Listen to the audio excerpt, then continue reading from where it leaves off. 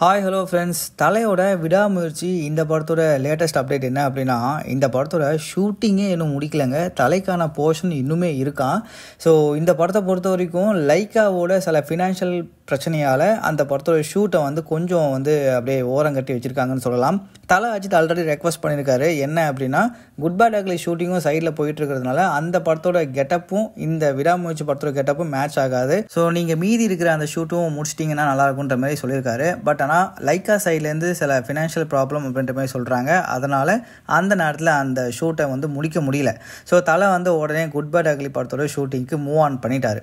So இதனாலவே விடாமுயற்சி படத்தோட ஷூட்டை good bad ugly படத்தோட ஷூட் முடிச்சதுக்கப்புறம் தள்ளி வச்சிருக்காங்க. ஸோ விடாமுயற்சி ஷூட்டிங் நெக்ஸ்ட் இயரில் தான் ஆரம்பிக்க போகுது. அப்படி நெக்ஸ்ட் இயரில் ஆரம்பிச்சு அப்படின்னா இப்போ ஒரு டாக் போயிட்டு இருக்கு இல்லையா, May 1 கூலி அப்புறம் நம்ம தலையோட விடாமுயற்சி கிளாஷ் ஆகும் அப்படின்னு சொல்லி அதுக்கான பாசிபிலிட்டிஸ் ரொம்பவே அதிகமாக இருக்குது. அதுக்கப்புறம் இந்த படத்தோட ஸ்ட்ரீமிங் ரைட்ஸை நெட்ஃப்ளிக்ஸ் அவங்க தான் வாங்குறாங்க. இந்த அப்டேட்டை ஆல்ரெடி ரிலீஸ் பண்ணிட்டாங்க.